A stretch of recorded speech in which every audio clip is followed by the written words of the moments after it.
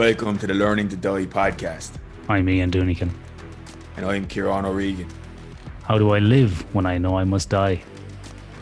We explore areas of philosophy, psychology, martial arts, culture, existential risk, history, society, religion, science, and anything else that seems of interest and relevance to answering that question. We can only hope that some of what we learn might be of benefit to you too. Namaste, sapiens.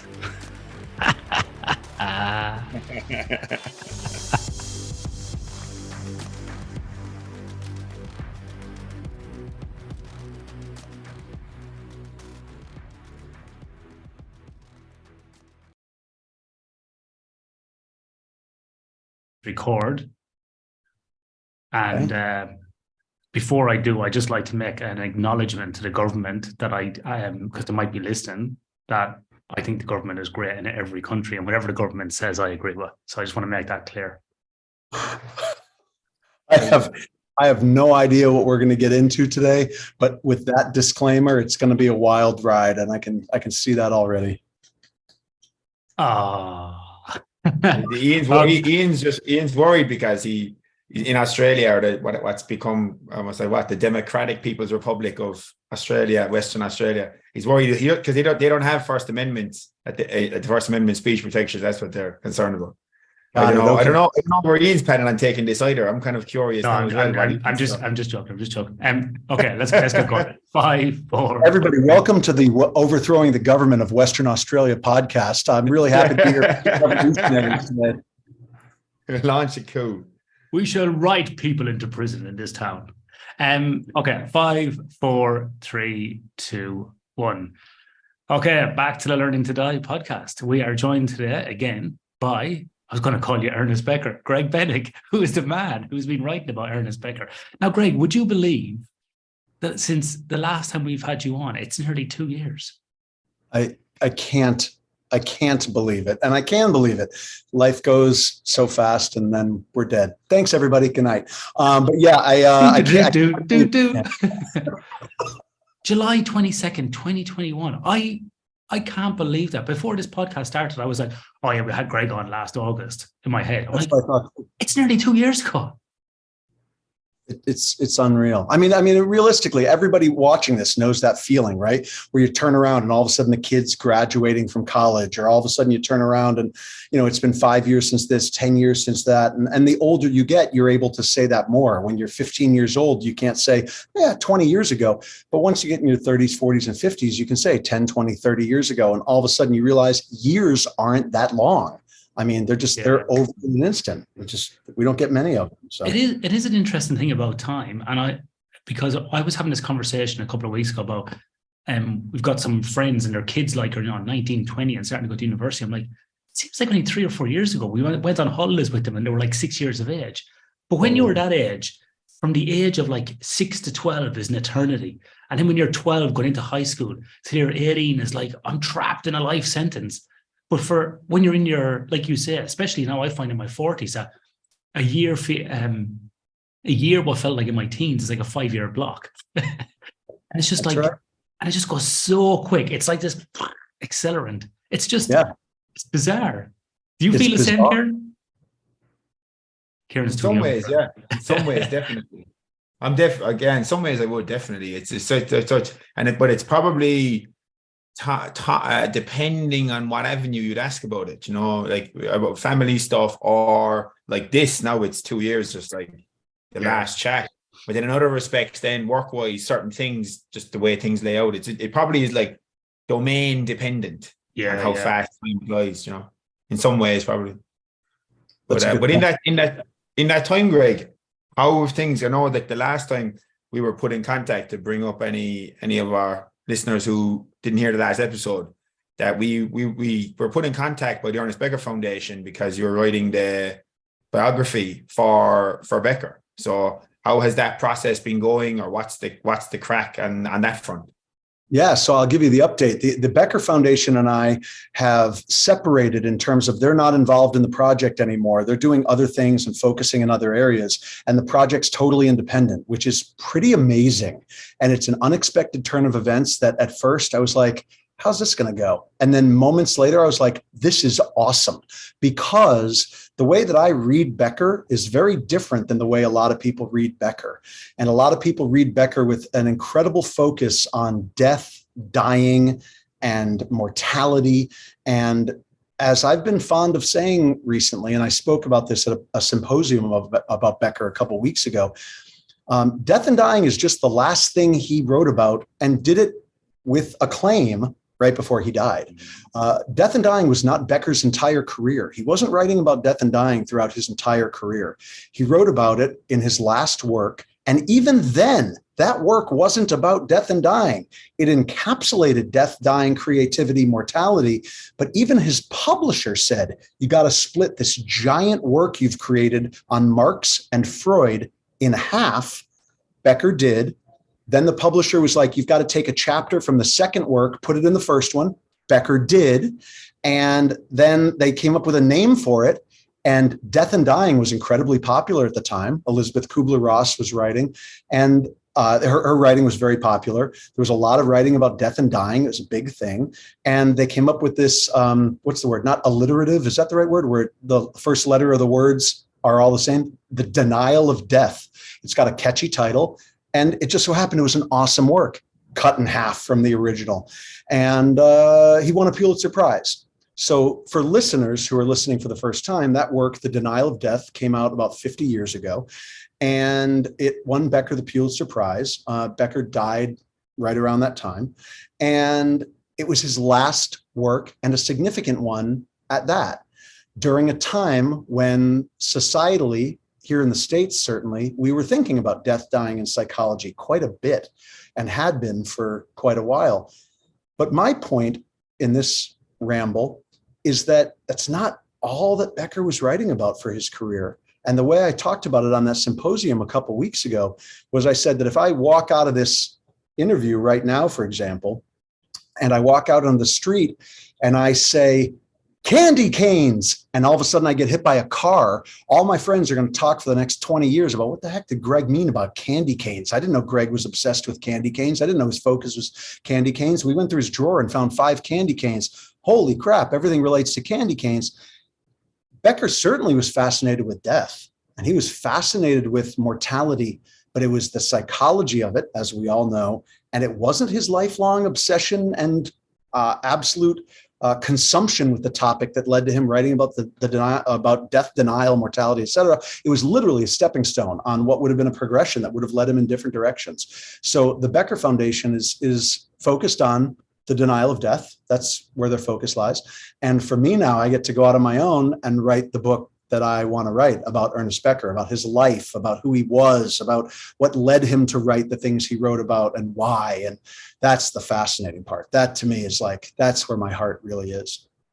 Greg, just an interest in, because obviously that was the focus of our last chat about, dying and death. And obviously Karen and I have been on a bit of a journey since we last spoke. We've gone on many rabbit holes, as people would know, in different areas. And both Karen and I have had some very, we've had a lot of change in our own life because of doing this podcast, I would say, which we can talk about probably today as well.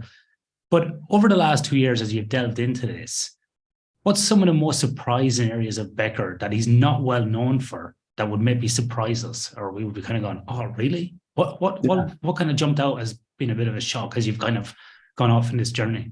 Yeah, that's great. And before I say anything else, I don't want to take anything away from the interpretation of Becker as relating to death, mortality, fear, where that leads us. Because if Becker was standing right next to me, he'd be holding up his hand, getting ready to slap me probably for even suggesting there was a single way to interpret him. And I'm not trying to say that there certainly is not, and he was all over the place. I mean, in his thinking and his notes and his work, all over the place within parameters, right? He wasn't writing about, kookaburras one day and then death the next. He was, within a zone.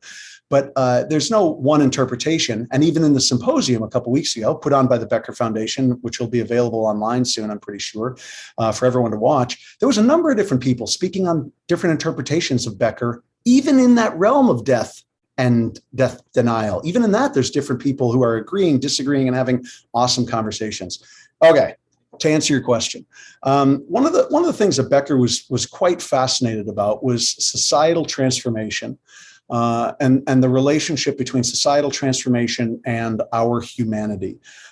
He was writing at a time when he had he'd come out of World War II, basically, as a very young person, and seen what that had done to the world.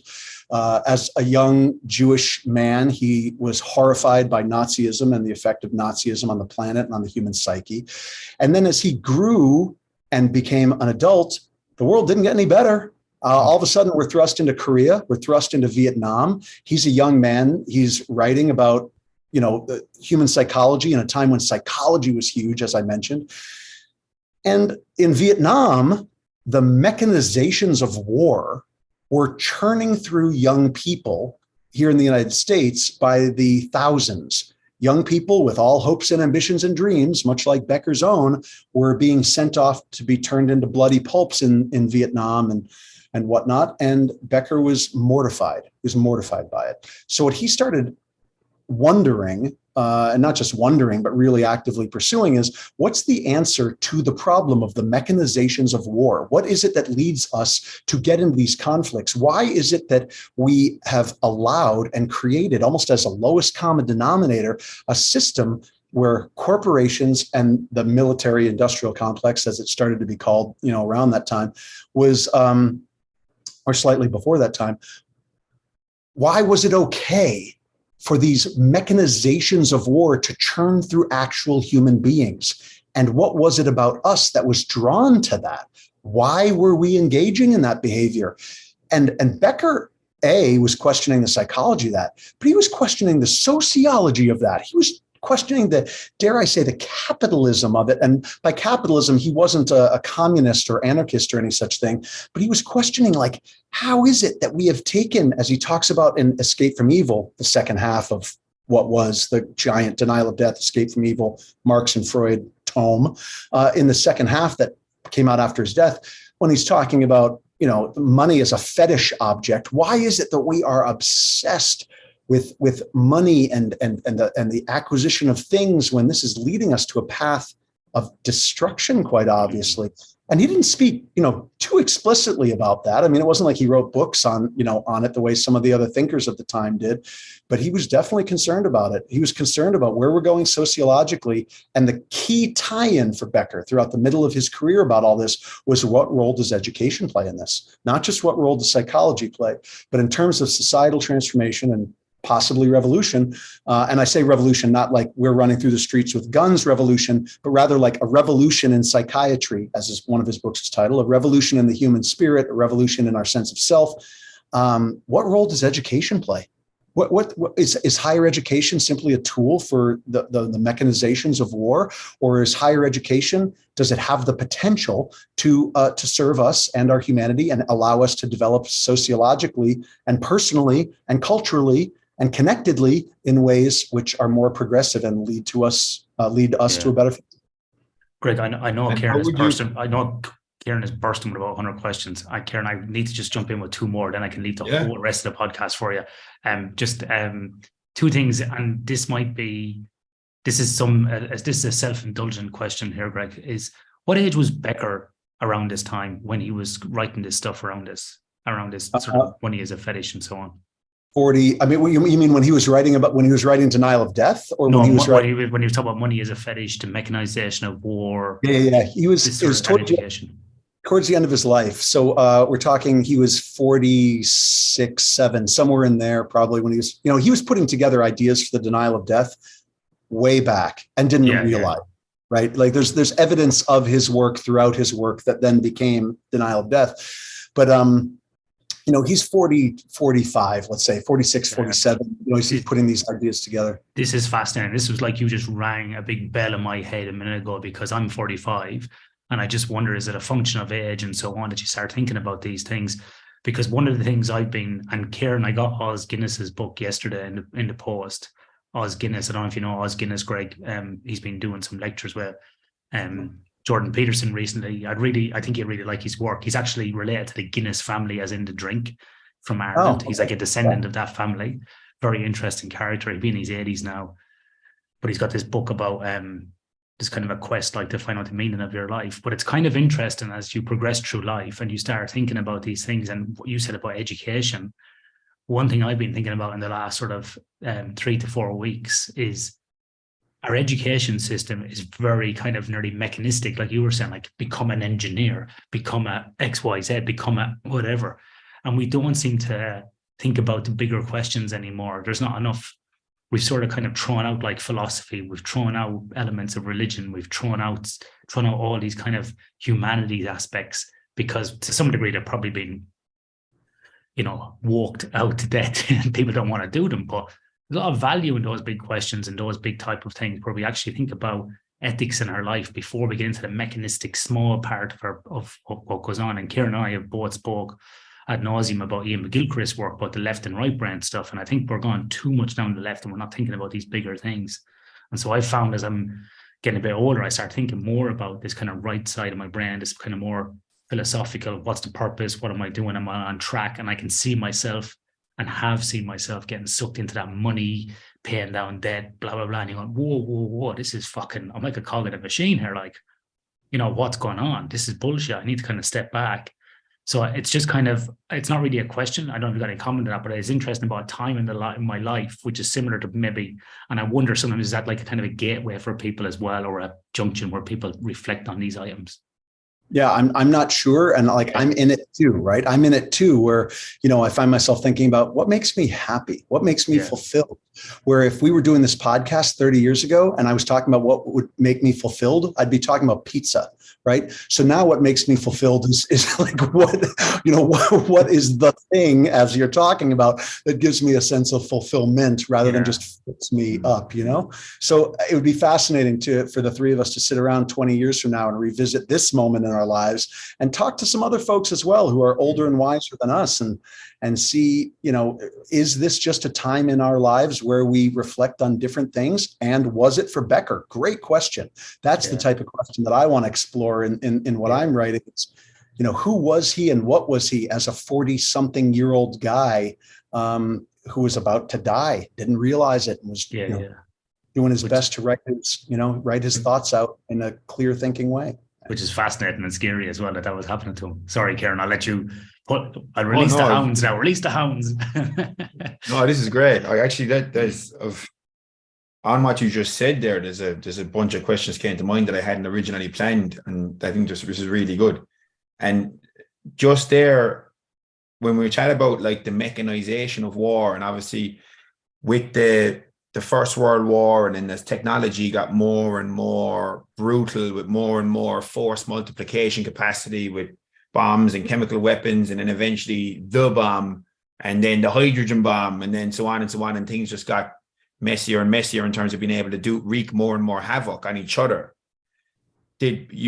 What would Becker, when you were talking there, were you alluding to the specific mechanization of war from that technological perspective that Becker was seeing, or was it Becker's concern that even as our technology is getting better and better at allowing us to essentially wipe ourselves out, that we're still not getting our shit together and realizing that we're all on this planet trying to figure out life, and we're blowing each other to bits here, like, lads, what the fuck are we doing? Was it one of those two, or both? Both, because if you think about it, World War II comes around, Becker goes over to Europe and is, in the military and whatnot, and comes home from the experience. I don't want to say shell shocked, because that's actually, I think, an actual medical term. And he wasn't actually shell shocked. He was shocked, certainly, by his experience there and the things that he saw. But what he saw more was the rise of Nazism as a concept. And then, of course, the war ends with atomic weapons. And, he's a young man at this point. So imagine if the most one of the most cataclysmic events in modern history happened during your most formative years. And he comes home from that experience, seeing the literal technical side of war, having wiped out massive amounts of human beings, but then at the same time wondering, how could it be that humans built this, right? It's not my friend's dog that built the firearm. It's human beings. We are continuing to engage in this behavior. So he's asking why. He's just asking why in 100 different ways at once. And what makes Becker fascinating, I'll probably say this 10 times in our conversation, is that his mind is going in 100 ways at once. And you read his notes, and he would type on index cards. He had index cards that he would type, double-sided index cards, single-spaced index cards, hundreds and hundreds and hundreds of them. And some of them are incomprehensible. Some of them are incomprehensible to me because I don't think smart enough to know what the guy was talking about. But then there's tons of them that are mind-boggling in terms of the connections he's drawing from things he's reading and things he read and influences he's had. And he's all over the map, it seems, but it's all this web of ideas. And throughout it is this line of questioning about what you're talking about the, I don't want to say the mechanization of war, because I'm putting words in his mouth and in his writing, but about human impulse and potential to destroy one another, and why that is. Where does that come from? What's feeding it? And what's the outcome? So yeah, all throughout his work was both of those things, I think. Yeah, because there's so many different angles that he probably could come at and could look at. But with something like Nazism, what's so interesting is that it wouldn't have been possible 100 years before. Like something like Nazism would have required a fragmented population. It would have required the Industrial Revolution to have already happened and fragmented and shredded up, localized, physically rooted communities, uproot them, get them to cities, have this instability of the war. It needed this milieu to be able to facilitate this ideological source of what would at the time to Germans, a lot of Germans would have seemed like some form of ideological stability or certainty to give them something of a sense of mooring after this chaotic First World War and fear of communism and all these things. It's such a milieu, but the actual actions that took place are so darkly human. So like, even though it took place on such a massive and organized, and part of what makes the Nazism thing so horrible is that it was so cold and literally mechanical and industrialized in the ovens and the conveyor belt. Literally, the train pulls up, get them off into the gas chamber, into the oven, rinse and repeat. And it was just like literally a machine chewing people up and burning them. And it was just this cold, mechanized, dehumanized approach. Whereas Genghis Khan killed somewhere between 30 and 80 million people with his lads, and he was rocking around going on a world tour back in 1,000 years ago. Sure. And it doesn't seem, because there's something about that, even though the numbers are astronomical, like the range of death is between like 30 and 80. Because Dan Carlin did a hardcore history series, a 5-part series called The Wrath of the Khans that I listened to a few times. And the range was between 30 and 80 million, 50 million gap of uncertainty. But there's something about that that's a lot less. It's something about that doesn't ring, even though it was so much longer ago. There's something about that that's not as shocking, because it kind of makes more sense in a way that it's war, it's swords, it's horses, it's bows and arrow. It's people are doing it with their own hands. It's something about that that's less shocking or horrible than just this conveyor belt of people into a. So it's that kind of the coldness of mind or the mechanization of mind that took place that's so interesting about the Nazi thing and so horrible about it. And I don't know, I was kind of more of I was just thinking out loud there more than asking a question. I was wondering, did you have any thoughts on that, or did Becker have any thoughts on that particular ideology? Yeah, well, I mean, if you think about it, what the Nazis did is they literally took the humanity out of all of their victims. They were just masks and numbers. Where you're exactly right. When I think about, even when you were talking about Genghis Khan, and I'm imagining 30 million, 3,300, it doesn't matter how many dead. I'm imagining people hitting each other with rocks, pushing each other off of cliffs, things like that, hand-to-hand combat almost. But with the Nazis, they were an extension of the Industrial Revolution in a way, right? Yeah. And you said it perfect. I'll just be repeating what you said. Basically, the trains and the gas chambers and the things like that were just mechanized extensions of the Industrial Revolution. Whereas in the same way, a farmer 200 years before was planting crops, digging them, processing wheat, let's say, into flour or whatever. And all of a sudden machines did that. And it took the connection between us and the earth out of the equation because people started congregating, moving into cities and working, as it were, in cities. Well, this was, a different type of horrible work that they turned into a production line, and which is exactly. And the way that the economics kind of works out, like Marx would have been on the ball with a lot of this stuff and the kind of from what little I know about him, just in terms of the alienation of the worker and the fragmentation, atomization of communities to uproot people, to then get them to cities where they've lost all their connection to land, connection to place, deep embedded networks with their own individual cultures and rituals localized to a particular place. Like, it's a lot harder to come in with an ideology into a place that has really deeply rooted social networks and rituals and cultural norms that are specific to them. And then you come in with your own ideology. Whereas if you have fragmented, atomized, scared people, they're a lot easier to manipulate.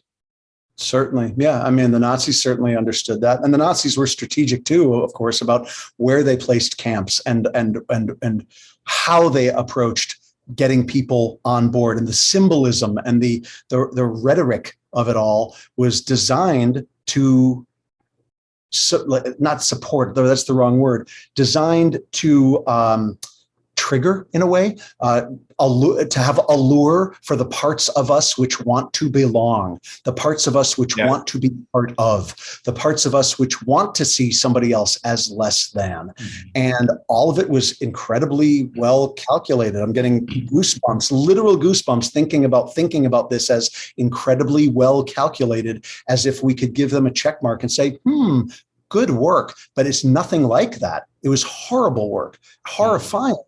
And even just the idea of putting, concentration camps, at the intersection of railway lines, specifically in areas that were low-lying, so that there would be more, bugs and disease and mosquitoes and dampness and wet, and all of it was just like horrifyingly calculated, and all of it spoke to the, I don't necessarily want to say the darker side, but just the side of our humanity which plays into that, to which we then should ask, are we immune to it, right? It plays into the side of our personalities that we then have to ask, are we immune to that now? We can sit around and sit here and say, oh, well, that was horrible what they did. But would we and do we connect to approaches like that today?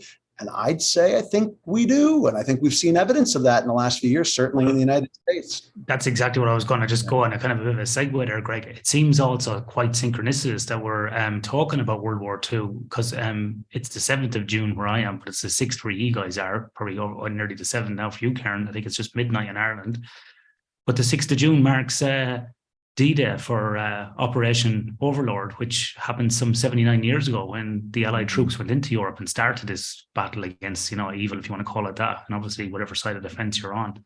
But as you guys were talking about that, I was thinking about two things that struck to mind. Is one, what Dan Carlin said, not to take any away of his thunder, but what you said, Kieran, is we look back at Genghis Khan, and there's obviously a bit of a romanticization by some people about this era, about a great leader and what he did and so on.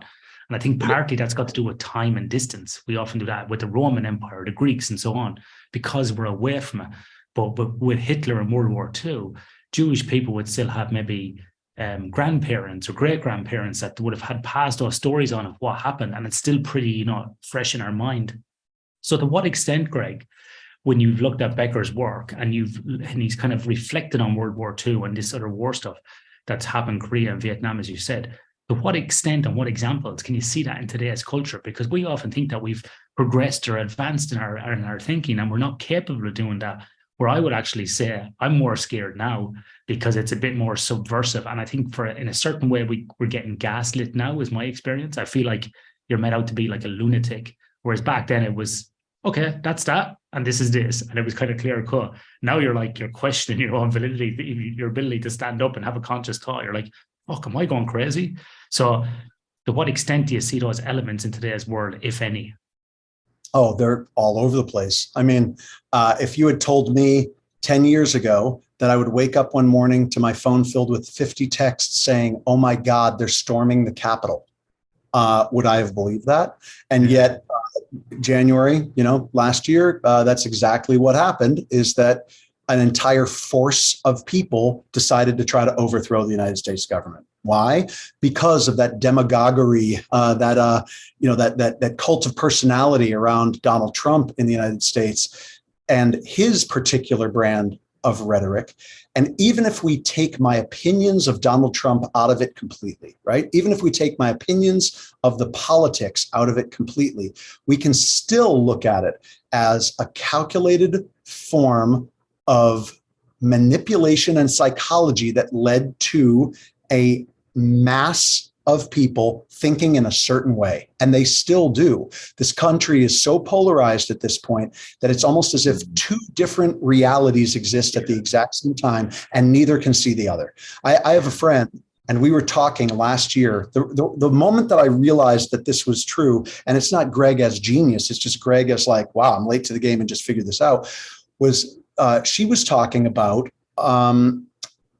without even going into the details of it, she was coming to me from a more conservative standpoint. And I was, in my conversation, coming to her from a more politically liberal standpoint. And in the midst of her conversation, she was citing Fox News here in the United States and talking about Black Lives Matter and talking about all different sorts of things from a Fox News perspective. And I realized amidst the conversation that the things she was saying were literally the exact opposite of what was being reported, say, in the liberal media, as it were, the CNN and those sorts of things. And this was the moment that I finally, once and for all, decided enough with both sides, as it were, because her reality, based on the rhetoric that was being put out by the so-called right, was the exact opposite and completely blind to the rhetoric that was being put out by the so-called left, who didn't see any of what she had to say. And it completely destroyed the potential for any conversation to happen. Yeah. We sat there looking at each other like, what are you talking about? Like if I said to you guys, we're not talking right now. There's not enough of a Venn diagram, yeah. Yeah. If I said to you, to your gaslighting point, if I said, we're not actually talking right now, I'm asleep in my bed, you'd be like, no, you're talking to me. I'd be like, no, we're not talking right now. It's just mind boggling. It was a conversation almost like that. Like, what are you talking about? She's like, what are you talking about? We have reached critical mass. We've reached a critical point in human history. If we can't even see the same actions and discuss them, if this is fake news and this is fake news and this is a lie over here, and the fake news and the lie can't even overlap in their rhetorical failings. What are we going to do? That's where I see it. That's where I see it.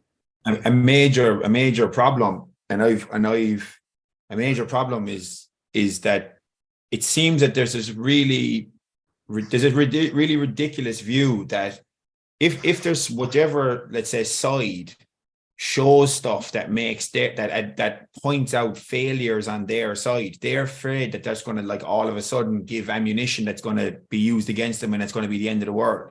Whereas they don't realize, like, there's not the realization. I find a lot of the alternative media sources much more interesting, because like there's actually, and they're not even like something like the Hill, that YouTube channel, or the Breaking Points with Sagar and Jetty and Crystal Ball, like those sources, or even someone like, as not in a news source, but just as a person who has interest in perspectives, far from, like anyone, who don't agree to everything he says, but he's got a lot of, he's all over the board. You can't box him off. Someone like Joe Rogan, that he's all over the place in the guests that he'll have on from all over the spectrum. He'll be interviewing Bernie Sanders this week, and next week he's trying to have a chat with Trump, or he's trying to talk to whoever. He'll he'll just talk to whoever and get him in. But it seems that alternative, that world ends up creating reciprocal radicalization, which may well be that world of if something happens on our side and we point to it, but we're afraid to point to it because it'll make us look bad to them and they'll use it against us and they'll do dunks on us or whatever. But then what happens is it creates a vacuum that then gets exploited, where if something happens, let's say if I'm on the Democrat side and something happens that makes our point look bad, like some of the Black Lives Matter thing, for example, where there was fraudulent stuff taking place among some of the leaders of the Black Lives Matter movement, some financial stuff or whatever was going on. But because it wasn't being pointed to and just acknowledged, look, we supported this movement and there's a load of good people involved, but there looks to also be some funny stuff going on and we hope to find the truth. And we're going to show you whatever we find, whatever it says, even if it puts a bit of paint in our face, that's fine. But because it wasn't pointed to, Fox were then able to go, their people there's all this corruption and they're buying mansions and it's all this stuff and they won't talk about it and it's all a lie and there's no racism in America. And then the same thing happens on the other side. If something goes on with some lads, that white supremacist lads or whatever, get up to some mad shit, and then maybe it's not addressed on the Fox side and that media bubble, and then because it's not touched on there, the only people that are touching it are people that are going, told you they're all racist, America's systemic racist, white supremacism everywhere, it's all done, all the cops are etc. Because this unwillingness to acknowledge nuance and point to gray zones, because of this, it just feeds reciprocal radicalization in like a death spiral, where each side radicalizes the other side by its unwillingness to acknowledge reality. And it's just like, where do we go here? Like, yes, that. Yeah. What you said, absolutely that. And you know what, to listener viewers of this podcast, what you missed right before we started talking, I asked a very simple question. I said, how's the audio and how's the video? And you guys said it's fine. I said, okay. The reason I ask is because I've got 3 cameras here that I'm not using. I'm using my laptop. The microphone that I typically use is literally the one that Broadway Productions use. I called my friend who was working at Shure and I said, sell me the best microphone you make, hands down, no questions asked. He's like, all right, I'll do that. So the microphone that I have that I'm not using right now is the best Shure lavalier microphone available. And instead I asked you guys, how's the audio and the video? And you're like, yeah, it's good. I'm like, cool. Okay. Does the fact that I'm not using the best available microphone in the world mean that our entire conversation is invalidated?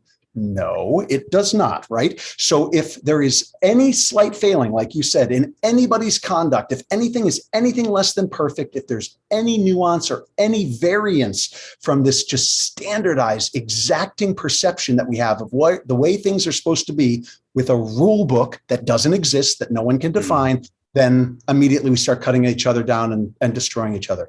I think that's part and parcel, part of a media culture. It's also part of a focus issue. A thing I talk about in my keynotes these days, my concept is build a better now, which is about the relationship between focus and self-esteem and how our self-esteem enhances when we focus rather than when we're scattered all over the possible place. The point being, it's very easy to keep people scattered and all over the place and then focused along the way on things which don't deserve focus and things which are little points that all of a sudden become immense. You know, it's like if we look at the difference in audio quality between what we've got here and what my fancy mic would be, if we look at it, we're like, who cares? You could hear what I'm saying. But if you look at it from this close, it's all of a sudden the size of the entire room, right? And it's the same situation with what you're talking about, that all of a sudden somebody's failing or somebody's inability to be absolutely perfect in their logic, in their approach, in their look, in their sound. And all of a sudden, that's what we cut them down for. And what we miss is the substance of the conversation. Do you know, Greg, when you're speaking, this reminds me actually of a different discipline. It reminds me of the discipline of diet and nutrition. And we've seen this ever since probably we were kids. What's the best diet? We've seen the Atkins, we've seen the 5 and 2, we've seen the paleo, we've seen the vegan, we've seen whatever. And if you stop and think about it, every one of them actually have a lot of commonality. One, the commonality is they're trying to promote people to live healthier lives. 2, when you overlap them all, it's about the elimination of processed food, junk, and sugar. And number 3, they're just looking for the simplest way to live your life by, you know, like an ethical framework, similar to religion, 10 commandments, or, you know, an ethical framework, atheist, or whatever it might be. There's actually a lot of commonality in it. And so it's quite interesting what you've just been saying, because my sort of fear in the last couple of years is you and Karen were saying about the inability to even acknowledge reality. My fear is that we haven't even got the ability to have the conversation. We can't even start. That's what gets me, where people are like, I'm not talking to you. We've seen this on the world stage. Zelensky, for example, will not talk to Putin straight away. Okay, so now you're just like a petulant child. Whatever side of the fence you're on, you're like a petulant child. And then you guys over here, you're like the big bullies that just support the petulant child and reinforce that poor behavior. What message that sends to the world? Now, regardless of politics, it's just an interesting visual. But Greg, Becker obviously was looking at these things before he died. It was lots of kind of similar stuff happening in the world. And as we've kind of changed and gone forward, what do you think, was there any lessons in Becker's work or any framework or actions or whatever it might be? What could we learn from Becker's work that we could apply today, even as individuals or even at the group level? But as individuals, what could we take away from looking at the world today from Becker's work, where we see these common themes still coming up over and over again? No, I think if any. No, you landed on one, which is we have to be able to have conversations about this sort of thing. We have to be able, and by this sort of thing, I shouldn't even say it that flippantly. We need to be able to have conversations about, what does dying mean? What does it feel like? We have to have conversations about, what is war? What's the purpose it's serving? We have to have conversations about the media, and not conversations that lead to Greg's likes, right? Yeah. You know what I'm saying? Like, we're all guilty of this. Yeah, it has to be conversations, like genuine conversations, authentic conversations with one another about all of these topics. I think that's a huge takeaway. And sorry to disappoint listeners, but on the last page of Becker's last written work, it doesn't just say, and therefore do this. It doesn't say it, right? So given that it's not there, we have to take from his work and from all the other thinkers we've mentioned here and beyond, just the idea that having conversations, sometimes with differing others, is essential. I've been wondering for the last few years about what the difference is between me, who spends my time between Seattle and Portland. That's about as, in some ways, as left liberal Democrat in the United States as you get, and then the middle of America, which is increasingly right, conservative, et cetera. I've been asking myself the last couple of years, why am I not driving around the middle of the country, asking people what they value and what they want? And that doesn't necessarily mean we're going to agree at all times, but I bet I would put money, lots of it, on a bet that the person who is concerned about this conservative issue, and this conservative issue that I certainly don't agree with, has at their core a desire for their family to be safe, a desire for themselves to be healthy, a desire to have a roof over their head, a desire to have their income not connected to constant hours of toil at a job which doesn't recognize their humanity. There's probably other things at stake, of course. I don't want to just oversimplify, but I have a feeling that if we really sat down and talked about it, we would find common ground. No one could convince me that if I was sitting across from somebody who had different political beliefs than me, then we could not find common ground. That's utterly ludicrous. Yeah, I totally agree. Sorry, man. Yeah, I totally agree. I think we're like 90% common values and common goals, and we're just trying to subdivide the 1 or 2% that's the difference between us, because it's fascinating, and even when we look at the things that scare us in that 2%, they're probably the same thing that scares us. It's fascinating to watch how we keep dividing and dividing and dividing, and there's no need for it. And I've seen the same thing here in Australia, and I dare to say Karen's seen it in Ireland as well, but it's like, what is going on? It's just bizarre. And I've spoken to some people in their 60s, 70s, and even into 80s and went, is it just me, or is the world crazy? Is it just my time in my life?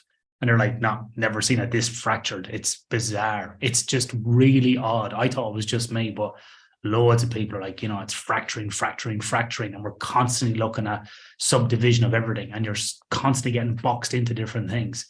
It's quite weird. There's a big driver of that. And there's kind of a point on that. And then actually an anecdote about the US with that. A big driver on that is, there's some guys, Tristan Harris from the Center for Humane Technology, that they've done a load of work. He was a Google whistleblower. They've done a load of work on essentially what's happening with the algorithms and optimization functions. And basically every one of us has our own individualized newsfeed in any of our apps or any of our, so each person is getting presented with more of what will allow them to stay on the screen. And it's also, we do make, it's not that we're, yeah, that's Tristan. So it's not that we're without agency, that we can't make our own decisions. So we do have, of course, as humans, we have confirmation bias, we have tendencies toward like a group normative conformity. We have a lot of things that get it. We have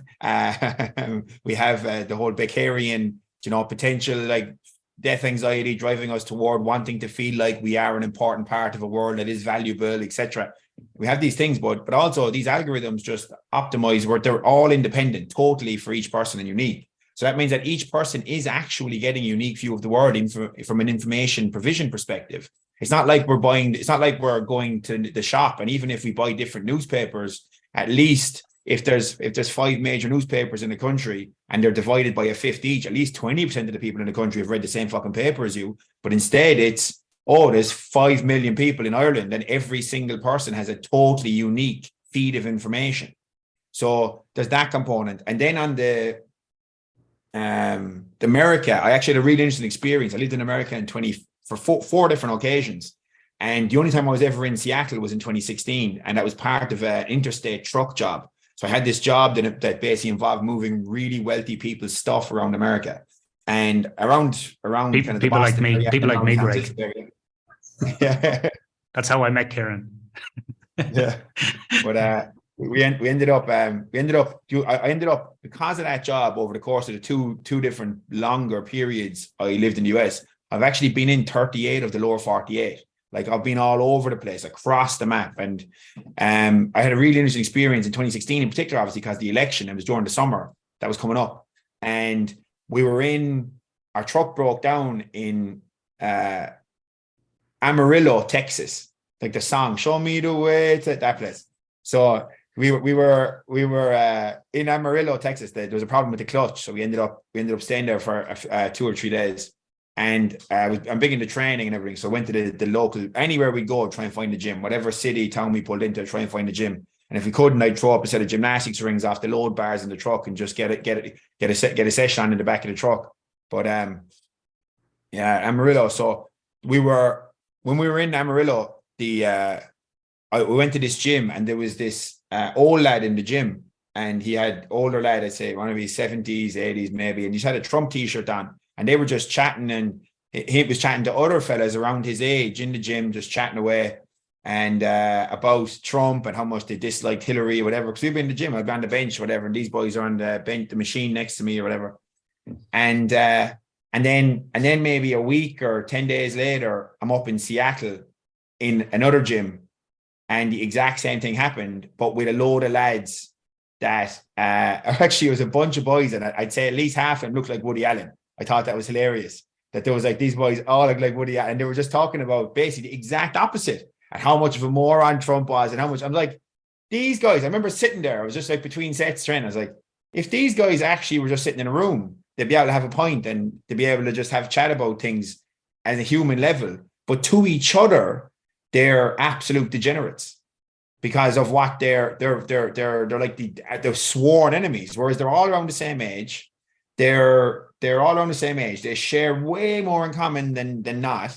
And if they could actually just on a human to human level sitting in front of each other, they just have a chat and then be able to have, I don't know, okay, what do you think? What do I, but instead it was just this us versus them in a really low resolution, we're the good guys, they're the bad guys kind of a narrative. And it was one of the most enlightening or important moments for me ever, I suppose, as it relates to politics and just having an idea of politics and what's going on politically in the world or in Ireland or anywhere, just in terms of this low resolution tribalism, especially if it involves any sort of dehumanization, because dehumanization seems to be on a slippery slope towards demonization, which is on a slippery slope towards destruction. When you look at it at its more extreme ends, like the Nazi stuff or the communist stuff against the kulaks or with its gulags so it's like anything that resembles I think the warning shots, I think some of the most important aspects of this ideological capture stuff is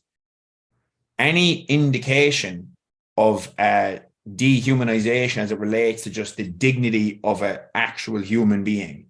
I'd even go as far to say dignity and sanctity of another human being. There's something that's sacred and dignified against an individual person, regardless of what their ideological or political beliefs are, regardless of what crimes they've committed. There's a reason there's a justice system that's innocent until proven guilty. There's a reason you don't just lynch people in the street if you suspect that they did something wrong. You know, so anything that's moving in that direction, regardless of where it's coming from politically, regardless if it's coming from hardcore religious extremists or whether it's coming from people who are like climate extremists who are like talking about like antinatalism and everything. Anytime there's a lot of concern, anytime there's a dehumanization and a demonization of anyone based on their group identity, political, and that's something that I just thought was one of the most powerful takeaways I got from Becker was just once you have this awareness, even if there turns out to be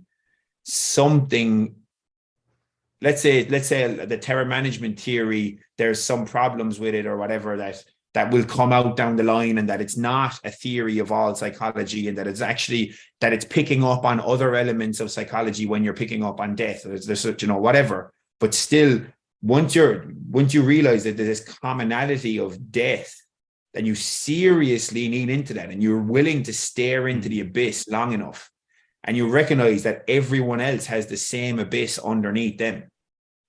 That alone is an interesting, if not, I find it powerful. It's just like everyone else is in the same boat. Like even as a unifying nemesis that's undefeatable. Like death always wins. It's undefeated. Death is undefeated. Sorry, I went on a bit of a ramble there, but that's no. And because your points speak to an important point in and of themselves, which is that just so people don't think we are all advocating for why can't we all just get along? Why can't we all just talk it out? What the talking out has to include is, speaking to Becker's ideas now, is not us defending our own position for our own sense of self-esteem along the way, but rather being able to deconstruct that a little bit, if that's even possible, so that we can actually hear one another. Because it's all too easy to sit across from somebody, and your example of your friends at the gym, and sit across from somebody and say, no, they're wrong because, and then rest on our own position in a way which makes us feel correct, powerful, right, exacting, and then we're already off the rails. So can we approach these conversations from a slightly more holistic way? It's a really important question with that common denominator in mind, because if not, we are just going to end up feeding our own just rhetorical, regurgitated approach to the world, which is then fed back to us again through the algorithms, which keep our eyeballs on our screens, which keep us reading the same things over and over again in that unique Greg specific news cycle that appears before my eyes, as I think it's just me flipping and scrolling. It's not. It's being calculated for me. Because what do I do when something's calculated for me? I am easier to sell things to. Simple, right? So, I mean, there's people far smarter and far richer than I am planning out the way that I'm going to look at my social media. It's not randomized. There's not some national society of altruists and benevolent psychologists who are sitting around thinking, what would Greg enjoy? There's a bunch of folks sitting around thinking, what would Greg buy? And what makes Greg buy things? Well, Greg buys things when he's feeling insecure, when he wants to keep up with his friends, when he's feeling as though his life doesn't have meaning. Well, let's present this product to him, this concept to him. He'll buy into those things, and then he'll have a sense of meaning. Somebody profits off of that.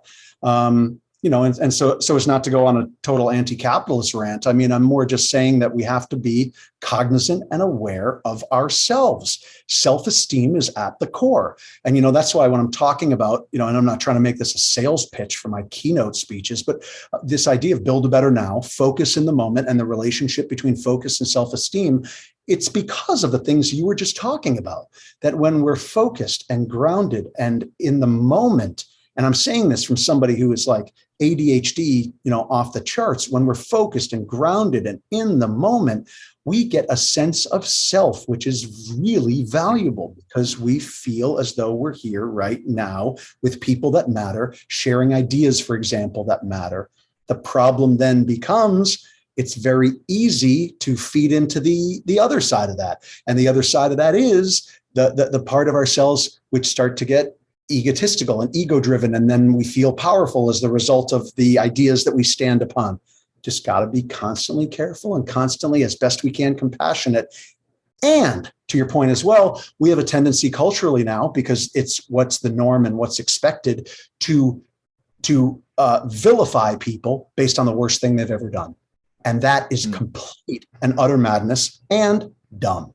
The idea that if someone or some group of people does one thing that we don't agree with, that has our side of the perspective validated through condemnation, we then condemn that person or that group.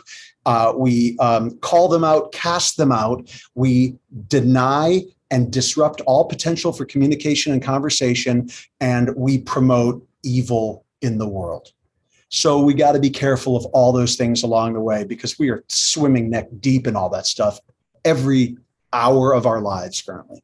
Greg, what do you do, either, if you don't mind us asking, like personally, to ground and stay focused? Because it can be difficult, all these competing interests. What do you do to do that, if anything? Yeah, well, I'll tell you. I mean, I have interests and hobbies that are completely unrelated to any of this stuff in a way, right? I know more about coins than I know about Becker, speaking, my past in bands and music. I know more about coins, specifically error coins struck off center or double struck from the United States, foreign coins and ancient Greek error coins. I know more about them than anyone you've ever met in your entire life. And if we started talking about coins right now, error coins, it would be many days from now, before I repeated myself twice, you would both be drooling, asleep, and or dead. And I would be overjoyed. I'd be talking to your corpses, just so happy that I was able to share all the knowledge in my brain about coins. But jokes aside, that's what I ground myself in. In the other room, there's thousands of books and magazines and pamphlets about coins. And while the coins themselves are, locked away in a safe deposit box in a bank, I sit around and read about, converse about, interview people about, and write articles about, and sit on the board of coin organizations about coins and coin collecting. That's what I do. And it's very grounding. And the reason I say that it's not entirely separate from the things we're talking about is because one of the things that fascinates me most about error coins, a coin, say, struck off center by accident 400 years ago or 30 years ago, is the fact that a mistake is in that metal permanently. And we can always forever look at the mistake that we made or the mistake that was made and see beauty in it, rather than see it as something which needs to be discarded. Yeah, because there's always something good, even something bad, I think we can always look at it like a yin and yang. I was just going to ask, what's the pottery style? The Japanese one where they break. The Japanese one. They scatter the pots kitsugi. Kitsugi, where they put a bit of gold into it, like, and make it. Yeah. So they scatter the pot, and then it's rebuilt, and it's beautiful with all of its flaws. That's what we're talking about. So, Cool. What about, Greg? Any sort of we've seen over, and this is probably a selfish segue into a study that I've launched this week. We've been getting a lot of media this week around this research. We're looking at dreams and anxiety and death anxiety, actually. So we've got Rachel Menzies on this project as well. Rachel wrote a book called Mortals with her dad. I don't know if you've seen this book, Greg. I think you will really, really like it. She's a clinical psychologist, PhD. She's a researcher as well, isn't she? Both. She's a researcher. We actually had her on the podcast, and that actually, my wife bought me the book for Christmas, and then after I read Becker, and she bought me this book, and then I ended up reading this book, and then we interviewed Rachel, and she came on the podcast. And then subsequently, I've started doing some research with a multidisciplinary team that I'm leading here in Australia. We've got a website, which I'll put in the show notes, called dreamteam.study. We're looking at dreams, anxiety, death anxiety, and is religion or spirituality a mediating factor? And so Rachel actually spoke about this in her book, about how people can use religion as a death denial tactic, like people having kids and so on. So very much built upon this work. in this. So I was kind of asking more of a, probably from a personal aspect, do you use any sort of meditation, yoga, religious practice, anything like that to keep you centered? And is that something that you value or you don't think it's relevant? Oh, I mean, yes, yoga, yes, meditation. I haven't been meditating in a while, but there was a stretch in 2020 where I was meditating using an app that had a bell that would chime and I'd sit quietly and hugely helpful. I mean, and then yoga, yeah, I'm literally sitting here, the studio that I'm in is right next to a yoga mat on the ground right over there. Yoga is fantastic. It roots me and grounds me and keeps me calm. And absolutely, there's value in those things. And, when I bring up coin collecting and I joke about the fact that I could talk for a week and, bore you to tears or death or excite you immeasurably with coins, it's also very grounding because I sit and I will contemplate a coin. What is the process that took that raw metal into, into becoming a coin eventually? What went wrong along the way? And what is the nature of the aesthetic? What is the nature of the beauty here? I mean, Ernest Becker, he was, heavily influenced by Otto Rank and a book called Art and Artist. I think we talked about it last time. And Art and Artist is the entire work. Yeah, there you go. It's fascinating. And it's a very, very hard book to read. I'm telling you, your viewers that right now. It's a hard book to read. But it's brilliant. And it gets into what are aesthetics? What happens when we look at a piece of art or an error coin or participate in a yoga move that is particularly beautiful? Why is it beautiful? What is the nature of our relationship to art? What is the relationship there?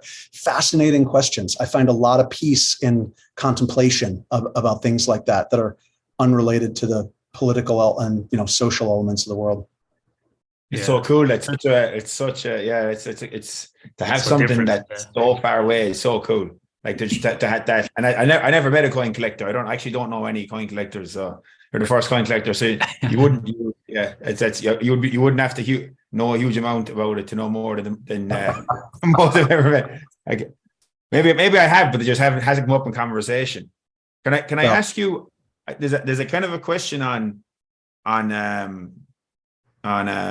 morality that I've been thinking a lot about recently, because there's, in relation to Nazis, this is actually a question that I had planned. I don't know if you're familiar. There's a writer called Tom Holland, a British historian, but he had a book there called Dominion, and the book is basically in relation to the role that Christianity played in informing Western morality. And he kind of brings this argument from pre-Christianity, looking at what the Romans and the Greeks did to each other and to other people, what all ancient societies did. And then essentially this worship of the strong, worship of the powerful, worship only of the beautiful. And that what Christianity was a paradigm shift where it acknowledged the potential for sacredness and dignity in even the lowliest in society, and obviously symbolized by the figure of Jesus Christ being nailed to a stick for being nice, essentially. And I was wondering, but this quote in particular is about morality, and it's got to do with the Nazis. And I had planned out, without even thinking we were planning on talking about Nazis earlier on, I had this quote ready to go because I was thinking then about Becker, and this is a kind of a larger Becker question. So I'll read the quote first. And so Holland said, this is in a presentation he gave at the end of last year that was kind of building on this point he made in the book Dominion, because he wrote, it was a book called Shadow towards the end of Dominion, and it's just about the Nazis basically and what went on there. So he said, because the reason that we in the West regard the Nazis as more evil than the communists, by and large, is because they practiced genocide for unacceptable reasons, for racist reasons, for reasons to do with contempt for the weak. And that in turn means that in a society that is increasingly turning its back on the church, our horror at what the Nazis did give us a moral framework that remains Christian. So it's a moral framework in which Hitler is the devil, Nazis are demons, Auschwitz is hell. And if before the Second World War, people in the West would say, what should I do? I will do as Jesus did. Now, when people say, what should I do? By and large, people say, I will do the opposite of what Hitler did. And the reason I find that quote really interesting is because, especially on the more kind of progressive side of the political spectrum, all over the Western world, it seems that the word Nazi or far right or fascist is like this go-to insult or slogan that's like thrown out there in a way that I can kind of almost imagine like Puritan Christians referring to someone as a demon or possessed or something. It's like it's so common and it's so ubiquitous throughout our culture as an insult against someone who pushes back in some way against some aspect of kind of like progressive culture in some way. I just found it a really interesting point. And I suppose obviously you wouldn't, that's a very particular argument that he puts forward in the book, but it's more got to do with that's kind of setting up essentially just a question on Becker and Becker's view of essentially what is good and what is evil in the light of this argumentation and that he puts forward brilliantly around immortality projects. Because could we not say that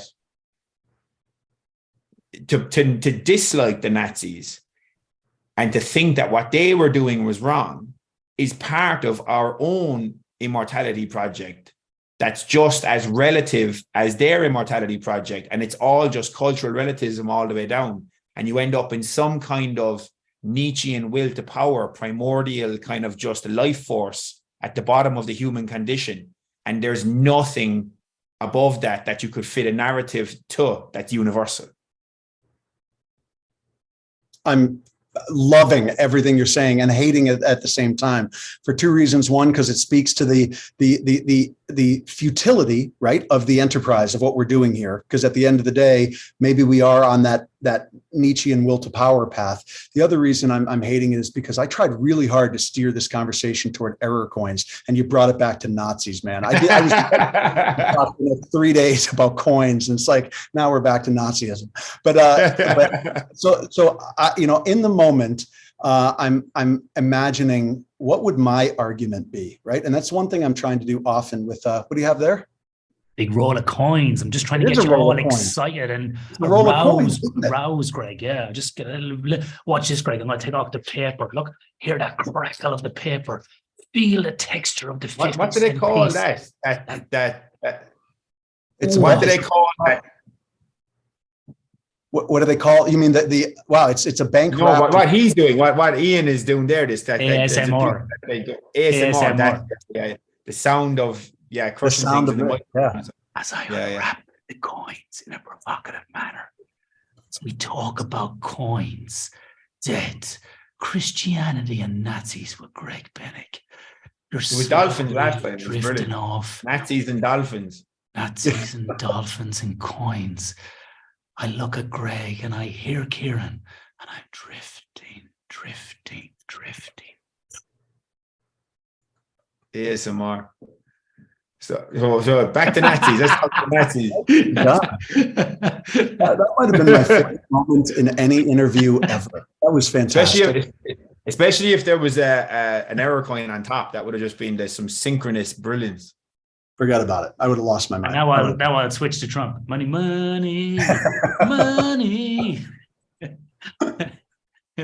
So I think your question at the core of your brilliant speech for a moment there was just about what would Becker define as good or evil? Was that the idea? Yeah, like so essentially to be, because I know that he had like Jewish heritage, grew up in the Judeo, like the West, which is imbibed in Judeo-Christian norms and ethics and morals around the individual, like you can just compare. I mean that in a way that if you look at the West and you just look at something like the Indian caste system, and it's so obviously not Western when you have this delete, untouchable caste that are just treated as it's their fault that they're born into this situation because of inheriting karma for a previous incarnation, etc. Like it's such a fundamentally different moral system, moral framework, that it functions as a really interesting contrast, because I heard a brilliant phrase recently that contrast is the mother of clarity, and that it's really interesting to just compare that. So when you look at that, it's like, so when Becker would have been imbibed from a Jewish family, and then Kierkegaard was like a soulmate of his in the way he wrote about him, kind of, you know, in kind of, and Kierkegaard is obviously he's this kind of like anarchist, tilted, anti-institutional Christian, essentially some kind of mystic poet lad. And but then Becker himself, I wonder how he grappled, or did he grapple, or was there any, or do you have any thoughts on this, or did he have any grappling with the foundations of moral philosophy, or the foundations of what it is to be good? Because I know he had the book. I never actually read Flight from Evil, so I can't comment. But it just on that, on an argumentational form, or was it just taken for granted that what is evil, if anything is evil, it's the Nazis, so let's go from there? Well, I mean, you know, on a personal level, Becker struggled with that. He struggled with, you know, his connection to Nazism in terms of, you know, how overwhelmed he was by the experience. And I think it's easy to cloud one's perspective when you're completely consumed by something and deeply personally consumed by something. And at the same time, he did throughout his last work, you know, this Marx and Freud work that became The Denial of Death and Escape from Evil. You know, he's talking about the things you're talking about. Like, how do we get away from the evil, as it were? Is the evil the money? Is the evil the Nazis? Is the evil the differing other? Because at the end of the experience, what happens when we then recreate new evils? I mean, Becker ultimately was suggesting at times that we'll create evil in the absence of evil. So what you know, in terms of the moral side of it, yes, we can discuss the things you're talking about. But we, you know, from Becker's standpoint, he's asking, like, what is it about us psychologically underlying the morality? Why is it that we will create an outlier or an outcast in the absence of one? That's one of the most horrifying things about what Becker had to write about, that if the three of us sit around for a while, long enough, that two of us are going to form alliances, or, you know what I'm saying? And I'm being flippant here, but eventually there's going to be an outcast. We're going to create evil even when there's not. So is the question morality, or is the question psychology? Is the question sociological? And Becker's looking at all of that and going, oh boy, the educational system is feeding into our insecurities. The educational system is becoming industrialized. The education system is thwarting people's ability to be free in their minds, to be revolutionary in their thinking. And by revolutionary, I mean, you know, like to be, you know, to have a sense of intellectual, actually be generative, and to be able to, intellectual, like there's and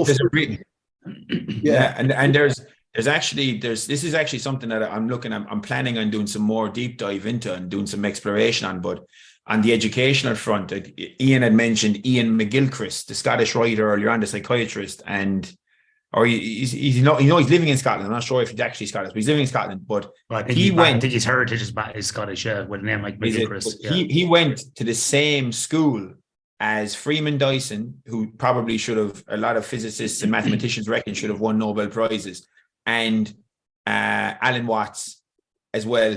They went to a school called Winchester College. And I've read about Winchester. I heard McGilchrist mention this. But then I read about Winchester College in Freeman Dyson's biography. And Dyson, the way that Dyson described it was that, and I thought this was fascinating, and it's so different to our education system now, which is orientated toward optimizing functions to produce exam results, to get into certain colleges, or to get into certain courses in certain colleges or universities, to then allow you to partake in the market. And it's such a different, and it's such a different way of approaching education, which is at Winchester College. By the time that you ended up in your final year in this college at 17, it's called Winchester College, but it was only up like a secondary school or a high school. By the time that you were in your final year at 16 or 17, you only did 7 contact hours a week with teachers, and the rest of your time was spent doing projects of your own choice, with or without other students. And the teachers were only kind of research assistants that might help to point you in the right direction. But at that point, there was students doing stuff that the teachers couldn't keep up with, because the teachers couldn't keep up with an expert in all these different subjects. So the likes of Freeman Dyson and a friend of his translated mathematics textbook from the 1700s in French that was never put into English. And that's what they did for like this project. And Alan Watts wrote his first book on Buddhism while he was still in the school. Yeah. You know, like crazy. These are while he was still a teenager. So like that when you look at what it's going to take, like there's so many we haven't had new physics in decades and decades, seriously. And there's Dyson, he was an absolute genius. We haven't had new physics in so long, and that's a kind of a nice and interesting one to point at. And I can't help but think that a major driver of that, for example, is that a lot of the physicists that did all this massive groundbreaking work at the start of the 20th century, including obviously the Einstein, but the Schrodingers and Oppenheimer and all these lads, they didn't have an industrial education system. They're the industrial education pathway. You know, some of them had private tutors. Some of them had more like private schooling that had more teachers relative to students. There was different ratios. There was more of an emphasis on kind of brilliance and individual exploration rather than optimizing functions toward very specific exam outcomes that would take up all your time. You know, and I can't help but think that you're just creating, or there's a system that's orientated towards creating automatons in a certain way, where in a way that you're decreasing. You may very well end up with some people, and it's not any of the teacher's fault or the teacher, it's just like the optimizing function in our system is toward. There's a brilliant line from G.K. Chesterton, the English writer, where he said that when you stop believing in God, you start believing in the world. And more than that, you start believing in the strongest thing in the world, because that's what's going to take over. So imagine that as religion is dissipating from the Western world, and it's secularizing more and more, and there's less and less influence of essentially just kind of non-utilitarian argumentation in philosophy and what we do, what are we trying to do, what's the point of this.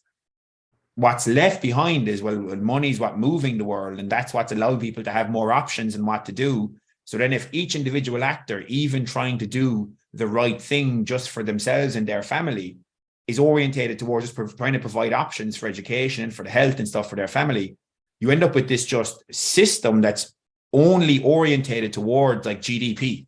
and with no, so if that's the case, then you're essentially, it's way more,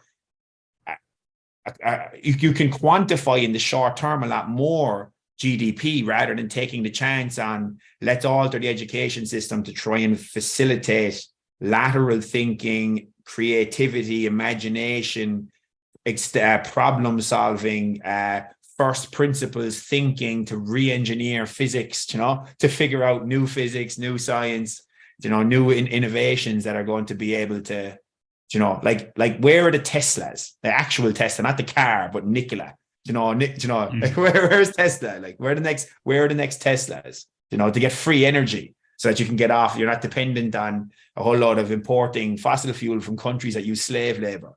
Do you know what I mean? Like that would be brilliant, wouldn't it? Absolutely.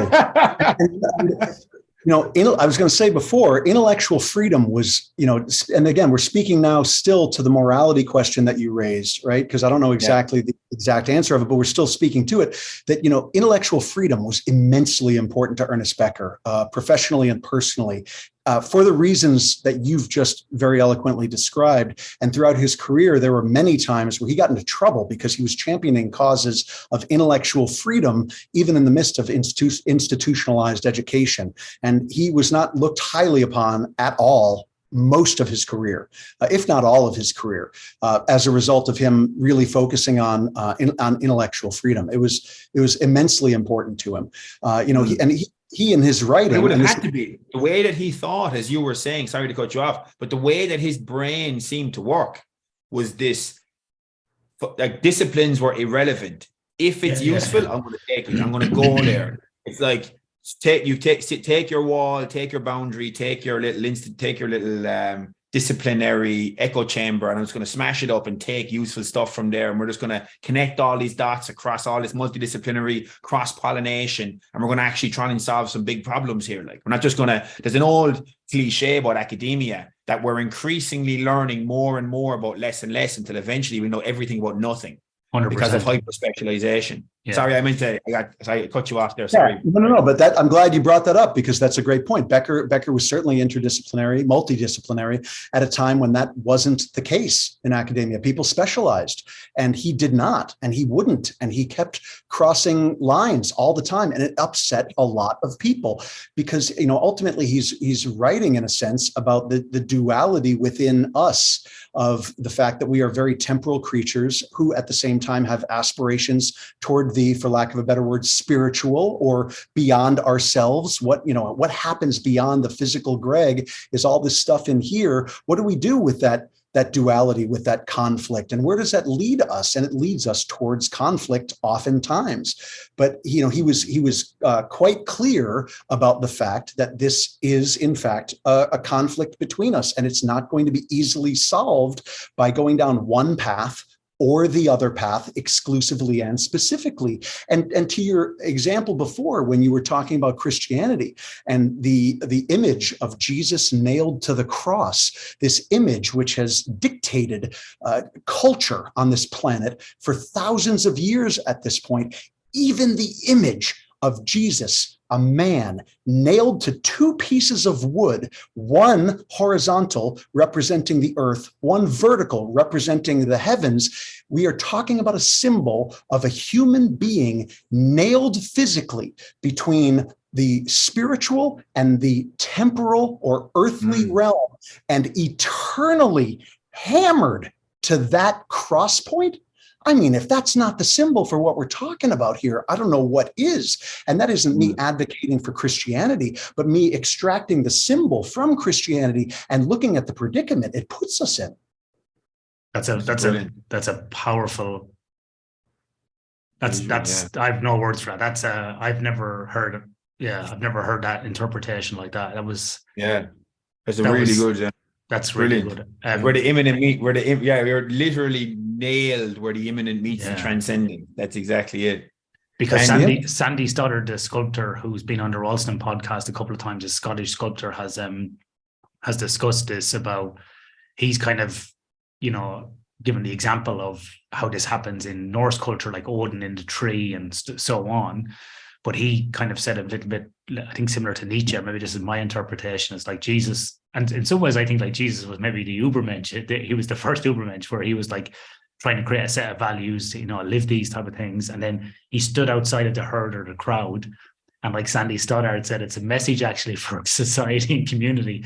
The minute you step outside the community, he says, or the society, and you say something that's wrong, you get nailed to the timber for it. And it's so true, like, because the minute you do raise your head above the parapet or do something, people just want to, literally crucify you. And it goes back to what we were talking about, left and right, and CNN and Foxtel and, attack on the Capitol and all these different things, is that the minute you go to the opposite side, people just want to like, oh, you fucking get him. It's like the Simpsons, like they've always done the mob with the torches, like on that exact point. There's actually a point I meant to ask you about earlier on. I don't think they didn't overlap. I don't know the dates, but I'm pretty sure Becker died before his books were translated into English, potentially, but I might be wrong. But Ernest Becker? Oh, it's somebody that sorry, Becker, yeah. Sorry, Becker had died. Sorry, before I was thinking of René Girard and scapegoat mechanism, the single victim mechanism, and the kind of the mimetic desire, single victim mechanism, and the scapegoat. And it obviously relates to the Christian story, but also in this idea of always, like you mentioned earlier on, if the three of us were chatting, potentially a scapegoat would arise, essentially, is what would, in some way, there'd be an us versus them. And it's actually a conversation. I've been learning a lot about Girard recently. When did he die? Does it say when? Can you check when he died, Darian? 2015. Girard, yeah. I'm trying to think. I can't remember when he published the books, but they're potentially, like, I've listened to an audiobook of one of René Girard's books recently, and nearly I'm on my third listen through it now. It's amazing, and I can't help but think that there's some potentially really interesting carryover with the scapegoat mechanism and terror management theory and Becker's ideas in that. Go ahead. Yeah. No. I just and there's something there, like. There is something there, I'm sure, and I can't speak to it in the moment, but what I can say, interestingly, is that historically, if I'm remembering correctly, there was some schism between Girardians and Beckerians, as it were, about some of Girard's ideas. I can't remember what the schism was, and it wasn't like a published thing. It was like, there was going to be a conference where Girard folks and Becker folks got together and talked, and they couldn't agree on why or how. And this is like 15, 20, I don't even know how many years ago, but I remember hearing that when you brought up Girard. I remember hearing that years ago. And I found that interesting too, that, I was talking to a photographer friend of mine the other night, and I was talking about how in the music community, sometimes there's people who are at each other's throats for whatever reason in the music community. And he said to me, oh my gosh, forget the music community. The photography community, we're at each other's throats all the time. And I want to explain to him that, I could tell you about the coin community and how people argue. And even in the community of the Girardians and Beckerians, who each hope they have the answer, that even then I'm remembering some schism from long ago. So there are probably great points to consider, beyond my current intellectual pay grade. Especially on the side of violence, because the kind of idea with mimetic desire is that, kind of in a really low level description, is that there's a difference between needs and wants, and that there's certain human needs that we're all just going to literally need to survive, but then there's wants and things that we want, things that we value. The kind of notion of cultural mimesis is that I'll want stuff because other people that I kind of admire have it, or other people that also just happen to have it, and I'll want stuff because they want stuff.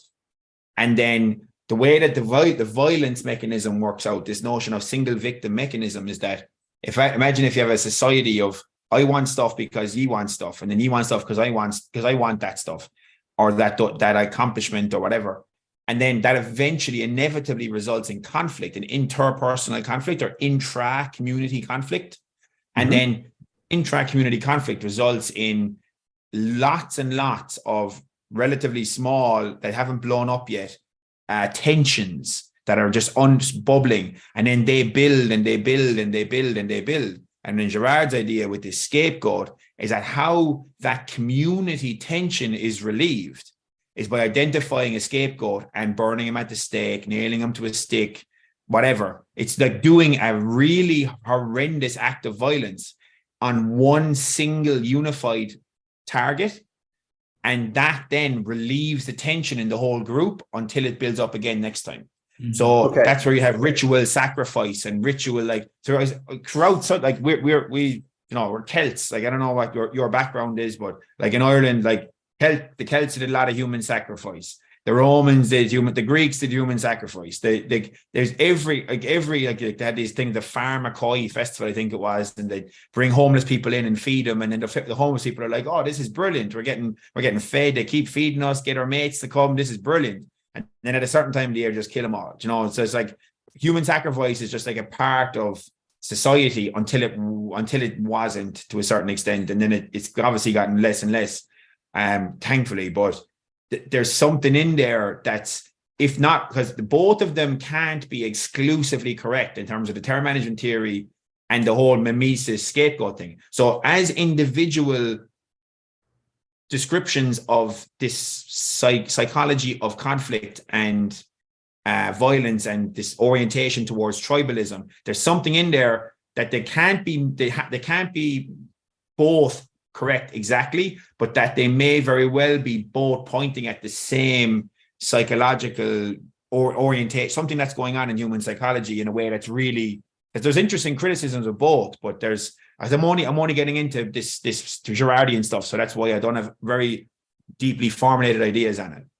But can't you see, even from your description of Girard and mimesis, that somebody, let's say you didn't bring up that it was Girardian or related to that specific named concept. If you had just said to me what you just said, I might have asked you in conversation, if we were at a pub or at a restaurant or something, we just met, I might have asked you, have you read Ernest Becker's Denial of Death? Because what you're saying sounds so much like what he wrote about scapegoat, right? And had I gone on some Becker diatribe, you might have said, "Oh, you're a Girardian," which all of a sudden makes me wonder if the conflict was about, "Hey, let's have a conference," and the Girardians were like, "Yeah, okay, let's have a conference. You guys will come over to our side, and we'll tell you all about Girard." And the Beckerians are like, "No, actually, our guy Ernest Becker's got it right.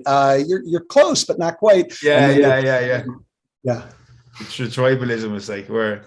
That's one of the things I admire most about Nietzsche. He's definitely my favorite lunatic. Like he's brilliant. It's just that he basically wrote that I think it was through his character Zarathustra, but he basically said that like if you idolize me and follow me, then you've learned nothing I've written.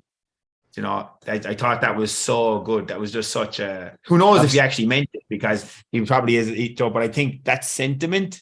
He was pointing to something really important there in terms of individual thinking and being able to actually. For sure. I think that Becker would be equally endeared and mortified by some of the conversations which surround his work. I actually said that in the symposium a couple of weeks ago, that he would have had a lot of gut reaction to terror management theory and the empirical examination of his ideas. He would have had a lot of reactions to that, and had problems with scientific examination of theoretical ideas throughout his career. And at the same time, he would have been quite elevated by it. I think he would have been kind of tickled by the fact that there was so much conversation and work going on, because Becker wasn't a god floating 5 feet above the surface. He was a person just like us, who probably would have had an Instagram account in 1972 if they were available, and or would have hated it for the same reasons we do, that kind of thing, or liked it for the same reasons we do. But yeah, he would have been a bit trapped between. But I love the idea of the Girardians and the Beckerians, even at what they each think is the core of this conversation, still not being able to get along because they're adhering. And the irony of it, and the irony of that exact thing, like the irony of it, of just like you're wrong, no, you're wrong, no, you're wrong. It's like, wait on a second, what are our ideas again? Right, because we're each adhering to our hero system, which is what we're talking about. We're each adhering. Exactly what we're talking about. Yeah, exactly. So ironic. So much overlap, isn't there, between things? And again, it comes back to what we're saying about that division between the little small elements. Gentlemen, we're going to have to wrap it up, because it has been over an hour and a half, and I'm mindful of time. Kieran, it's the middle of the night for you. Greg, it's dinner time for you, and it's the start of my work day for me here in Australia. This is the challenge of time zone management. But Greg, I just wanted to say thank you very much for coming on again.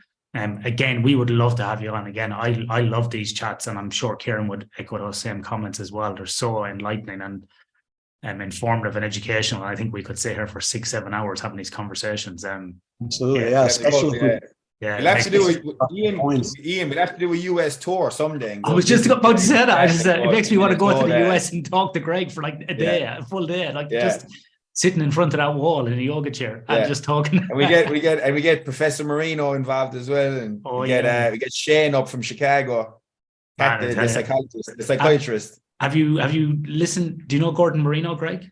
I don't. No, but I'm interested. He's been on the podcast a couple of times, but he's an existential philosopher.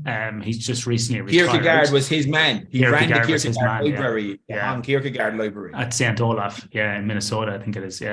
Really interesting character. He's got a great book called Existentialist Guide. He's even, I think, Survival Guide. Yeah, I think Existentialist Survival Guide. Mike Tyson. Kierkegaard was his main man. Yeah. He ran the Hong Kierkegaard library for years and years. Only retired this year.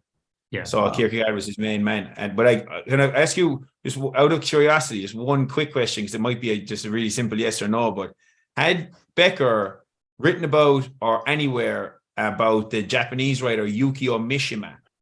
Oh yeah. And he's basically, because he's the lad who was the we're going to have to do an episode on this lad, a full episode on this lad, because it's unbelievable, this lad. He was a writer who. Yeah. Are you familiar with the name Yukio Mishima? So Mishima, I don't think I am. But there was a writer that Becker was writing about, and for some reason, in this particular exacting moment, I'm not making the connection. So I don't think it was the writer you're talking about. But anyway, go on. Yeah. No, I just thought it was an interesting case. So in 1970. He committed suicide, but the circumstances in which he did it were just unbelievably dramatic. Where So he was very Nietzschean. Like he was more Nietzschean than Nietzsche. I was only writing about him today in this big essay. But he basically he was a world famous writer at the time, very wealthy, had a healthy family, he had a lot of respect in Japanese society in a lot of ways, and he was on TV, super celebrity and all this. But he also in 1970 he tried to launch. He hated liberalism, and he hated the kind of infiltration of capitalism and kind of this desacralization of tradition and culture in Japan. He was afraid it was going to become like America.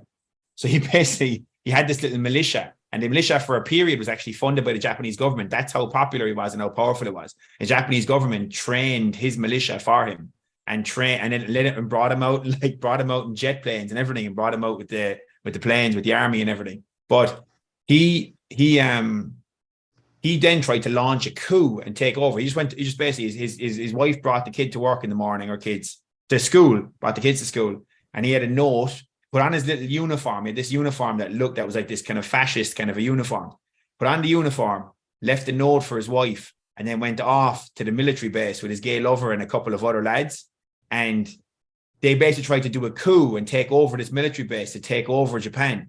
And then when it didn't go according to plan, or maybe it exactly went to plan, maybe he assumed this would happen because he wanted to create this ultimate death, that he then committed seppuku, but full on harakiri, where he disemboweled himself and then his lover decapitated him. But what's really interesting and what makes him such a bizarre character in terms of, from like a kind of maybe a Beckerian lens in terms of what he saw as important and what he saw as meaningful in life, was he genuinely, Nietzsche in The Birth of Tragedy wrote that life can only be justified as an aesthetic act. So Nietzsche's morality beyond good and evil was in relation to a lot of aesthetics, beauty, power, accomplishment, overcoming struggle. That's why he disdained anything that resembled weakness or frailty, because it was a sign of like Darwinian, essentially it was Darwinian, should be pruned off the tree kind of a thing. But this fella then just took that and went to the point where he even did bodybuilding and made himself really jacked and physical, because then when he committed suicide, it would be more beautiful. Like it was more art, more aesthetic to destroy a beautiful sculpted body than a body that wasn't as fit. So that's how much he went down. He literally lived his life as an aesthetic act, to the point where even his suicide, he wanted to make it as, I'm going to do it during a coup of trying to take over the country in a nice uniform, and then I'm going to do it with a sword, and it's going to be this ritualistic thing with the fittest at my peak of health and fitness, because that's the most aesthetic thing possible, and also to stare the ultimate opponent in the eye, which is death, and not flinch. So they say he's just like this. And I was only writing about him today, and I was thinking, I wonder, did Becker, because Becker died a few years later, but this guy was in 1970. I was wondering, was there anything that you'd come across in his notes or anything that I'm curious, because it's so magnified and dramatic and bizarre. I was wondering, maybe it wasn't that well known around the world at the time. I'm not sure. Yeah. And I wonder if Becker would have seen that through an aesthetic or a literal lens, right? If he had known about that, if he would have even connected to the aesthetic part of it. And I know that you were trying to wrap up the conversation, and now we're off the deep end. I derailed it.